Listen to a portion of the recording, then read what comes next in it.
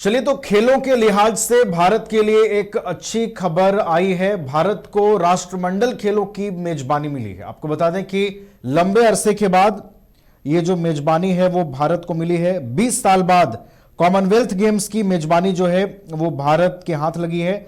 Scotland के Glasgow में Commonwealth sports general assembly में हुई बैठक में भारत को औपचारिक मंजूरी मिल गई है। यह भारत की उस महत्वाकांक्षी योजना में बड़ा कदम है जिसके तहत वह एक ग्लोबल मल्टी स्पोर्ट हब बनना चाहता है। यह बहुत बड़ी बात है भारत के लिए। 30 सालों के बाद जो है वो आयोजन मिला है भारत को। अहमदाबाद में राष्ट्रमंडल खेल जो है वो आयोजित होंगे। हमारे साथ स्टूडियो से हमारे स्पोर्ट्स एक्सपर्ट राकेश रंजन जी जुड़े हुए हैं। रंजन जी, बहुत बड़ी खुशखबरी है ये भारत के लिए। राष्ट्रमंडल खेलों की मेजबानी फिर से हाथ लगी है भारत के लंबे अरसे के बाद।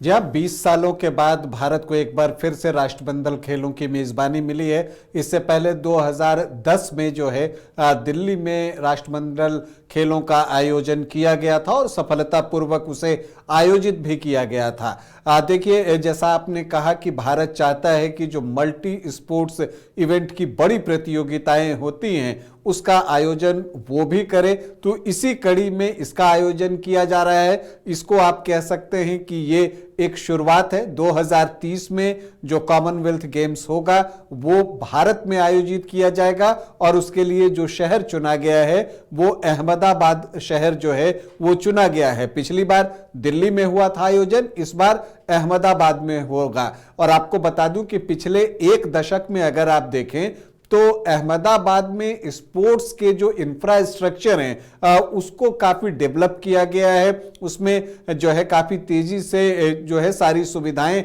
आधारभूत पहुंचाने की कोशिश की गई है और अब अहमदाबाद को जो है ये चुना गया है कि वो 2030 में कॉमनवेल्थ गेम्स का आयोजन करेगा। देखिए, ये आयोजन महत्वपूर्ण है।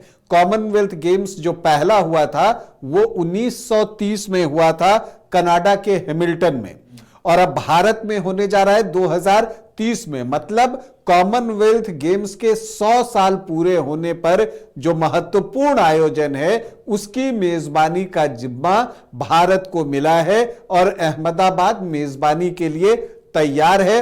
और अब और भी तैयारियां जोर शोर से आगे बढ़ेंगी। और देखिए, ये बातें अगर आप देखिए तो कॉमनवेल्थ स्पोर्ट के अध्यक्ष डॉक्टर डोनाल्ड रुकारे ने कहा भी कि भारत राष्ट्रमंडल खेलों में पैमाना, युवा, महत्वाकांक्षा, समृद्ध संस्कृति और प्रासंगिकता लेकर आया है। यह राष्ट्रमंडल खेलों के लिए एक नए स्वर्ण युग की शुरुआत है, क्योंकि 100 साल पूरे हो रहे हैं। पहला 1930 में हुआ था और भारत में जो होना है वो 2030 में जो है वो होना है। ग्लासगो में देखिए, इसकी एक प्रक्रिया होती है। जब आप दावेदारी करते हैं तो अगर आप देखिएगा तो जो ये दावेदारी की गई है उसको मंजूरी मिली कहां पर? 74 राष्ट्रमंडल सदस्य देश और क्षेत्र के प्रतिनिधियों ने जो है भारतीय दावेदारी का अनुमोदन किया है।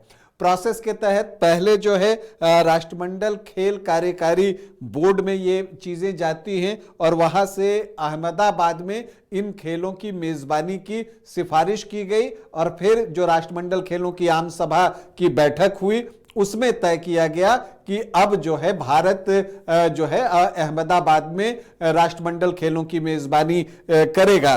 देखिए, यहां पर दावेदारों की बात करें तो नाइजीरिया का अबूजा भी मेजबानी की दौड़ में शामिल था। दरअसल जो मल्टी स्पोर्ट्स इवेंट होते हैं वो शहरों को अलॉट किए जाते हैं, तो नाइजीरिया का अबूजा भी मेजबानी की दौड़ में शामिल था, लेकिन बाजी अहमदाबाद ने मारी है, भारत ने मारी है। तो ये एक अच्छी खबर है। पीटी उषा जो इंडियन ओलंपिक एसोसिएशन की प्रेसिडेंट है वो ग्लासगो में थी और उन्होंने जो बातें कही है, उन्होंने कहा कि भारत उस पर दिखाए गए विश्वास के लिए सभी का आभारी है। और देखिए नवीन, जो खास बात है, भारत का लक्ष्य क्या है? भारत चाहता है कि 2036 में वो ओलंपिक खेलों की मेजबानी करे। तो उसकी महत्वाकांक्षा ओलंपिक मेजबानी की है। तो वो जो महत्वाकांक्षा है उसको ये 2030 का कॉमनवेल्थ गेम्स की जो मेजबानी भारत को मिली है, आप कह सकते हैं उस महत्वाकांक्षा को बल देते हुए ये आयोजन दिखेगा। और इससे आपको अपने आप का एक इवैल्यूएशन, जो आकलन करने की आप बात कहते हैं, वो भी करने का अवसर मिलेगा। कॉमनवेल्थ गेम्स चूंकि बड़े पैमाने पर होता है, मल्टी स्पोर्ट्स इवेंट है, और ओलंपिक भी मल्टी स्पोर्ट्स इवेंट है। तो जब आप कॉमनवेल्थ गेम्स का आयोजन करते हैं तो और ओलंपिक की मेजबानी के लिए और कुछ क्या करना है, ये तैयारियों के सिलसिले में वो आपको बेहतर तरीके से समझ में आ जाता है। तो आप कह सकते हैं कि ये एक शुरुआत है। 2030 में राष्ट्रमंडल खेल अहमदाबाद भारत में जो है आयोजित किया जाएगा, और नजर हमारी लगी हुई है 2036 ओलंपिक की मेजबानी पर। चलिए, तो एक खुशखबरी है भारत के लिए। एक मल्टी स्पोर्ट्स हब के रूप में भारत विकसित होना चाहता है, और उस दिशा में एक बड़ा फैसला जो है ये हुआ है, और भारत को 20 सालों के लंबे अंतराल के बाद राष्ट्रमंडल खेलों की मेजबानी मिली है। बहुत बहुत धन्यवाद राकेश रंजन जी, आपका हमारे साथ जुड़ने के लिए, तमाम जानकारियां पहुंचा। आपके सपनों का घर अब आपके करीब। पेश है सूर्या श्रीधाम आंगन, धनबाद के हृदय स्थल जेसी मलिक रोड, हिरापुर में स्थित एक ultra luxury flat project.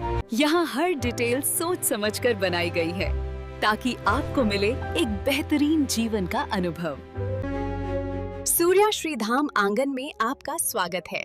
Double floor parking और मुख्य प्रवेश द्वार से लेकर स्टाइलिश ड्राइववे, फॉयर और शानदार रिसेप्शन तक खूबसूरत outdoor seating area, swimming pool और फाउंटेन। बच्चों के लिए सैंड पिट और किड्स प्ले एरिया, साथ ही परिवार के लिए गैज़ेबो और बैंक्वेट हॉल, साथ में जिम्नेजियम और आरामदायक वेटिंग एरिया। व्यापार की सुविधा के लिए कमर्शियल स्पेस और आध्यात्मिक शांति के लिए टेंपल। हर फ्लैट को प्रसिद्ध आर्किटेक्ट द्वारा डिजाइन किया है। अपने सपनों का घर बनाने का समय अब है। अधिक जानकारी के लिए संपर्क करें। अनंजा 9471192005, राकेश 9471192001। सूर्य श्रीधाम आंगन, आपके सपनों का भरोसेमंद साथी। अरे कहाँ चले सुबह सुबह? अरे चिंटू इंजीनियर, घर बन रहा है ना, टीएमटी रिबार लेना है। कौन सा? कोई भी सस्ता वाला। और नया फोन? ये कैसे लिया? ये स्टोरेज, कैमरा, डिस्प्ले सब चेक करके लिया है। अच्छा, तो फोन के लिए इतना रिसर्च और घर के लिए?